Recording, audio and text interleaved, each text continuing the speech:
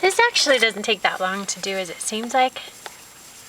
There's a lot of stuff in there, so I want to filter it out. That looks pretty good. There we go. And I just have a few more clods to do. I put them in the oven for a little bit to just to make sure any of the funk was out of it, and to dry them out a little bit, just because it was so muddy and kind of trashy over there. So yeah, we'll see. I'll mix this in with some other clay that I already have, and we'll use that.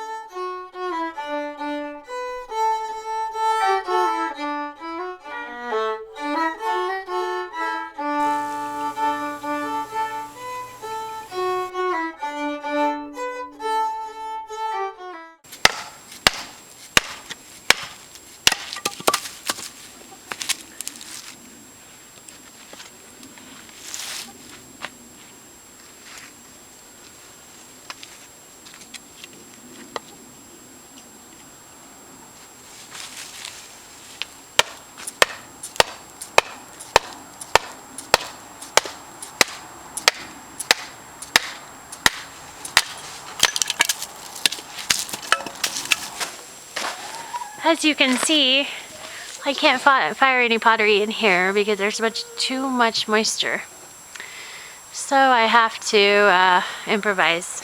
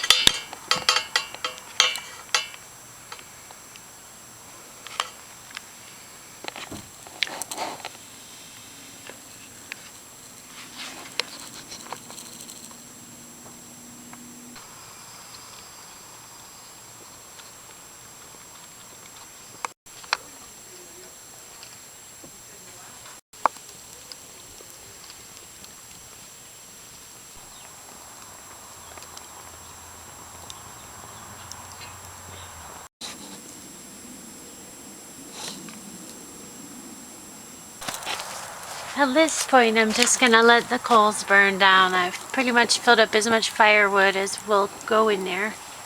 So I don't know if it's actually getting it up to temperature. During the fall time, I usually use a dugout pit, a fire pit. But the ground is dry then, and the ground is not dry now. So if that little pot doesn't fire in the pan, I'm just gonna go down to the hardware store and get one of those little grills, because that will have the air circulation and everything I need. So that should work pretty good, but hopefully this pan will fire that little pot.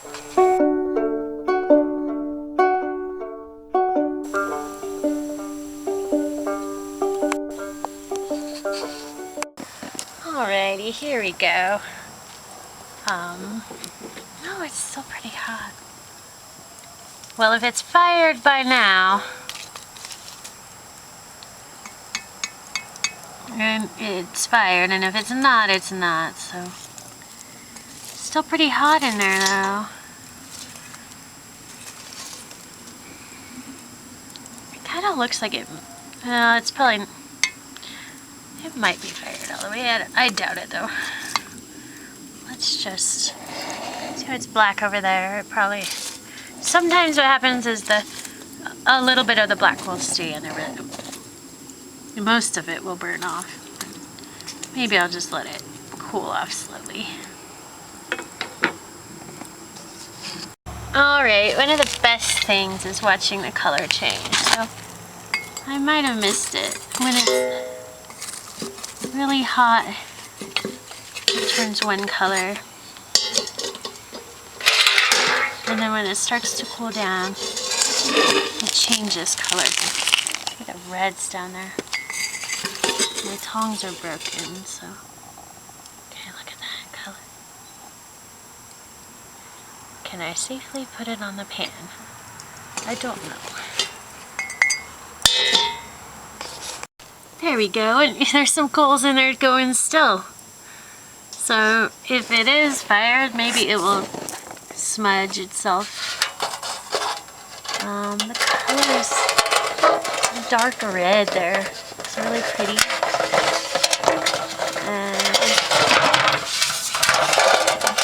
And a lot of black. So we'll see.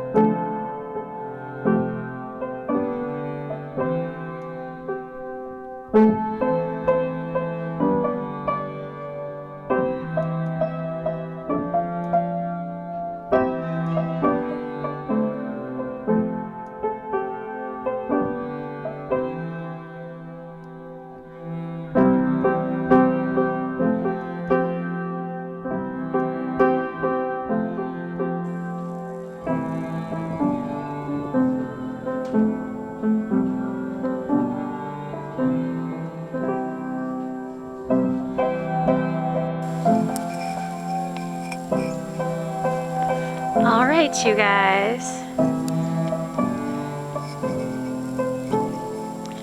Here is the gourd.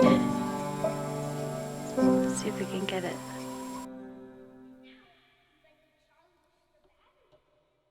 All right, we're getting ready to drill these straws.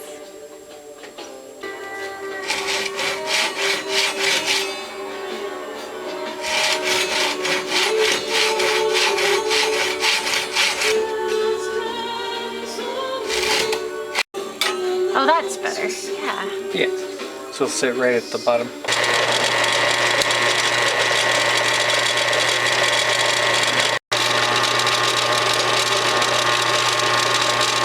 Yeah. Nice.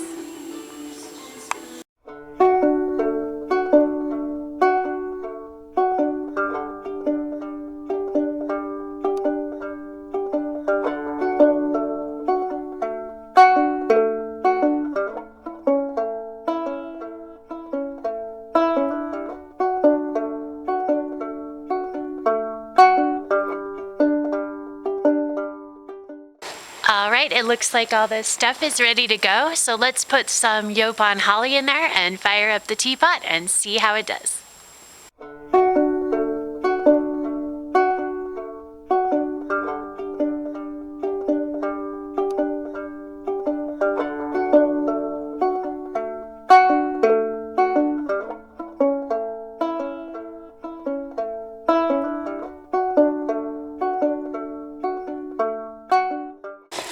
All right, you guys, this is it.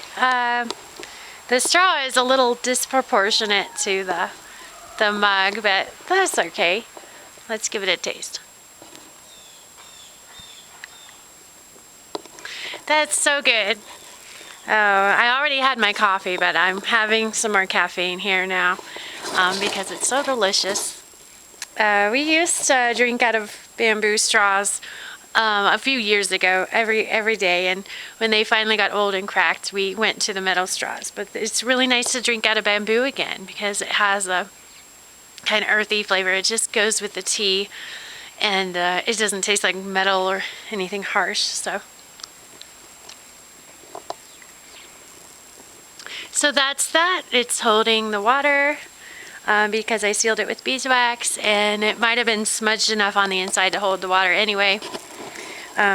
So yeah, I like that. I feel like I could make it a little bit better, but I do hope to make more and more straws and put them in the shop eventually. Sometimes these things take time, but I find that my inspiration always comes back to me after a while. So even though I got a lot of other projects going on, hopefully I'll be able to make more of these and for you to use. So I guess that's all for this video. I don't know what to say. Thanks for watching, and you guys have fun and do something creative. I'll see you next time.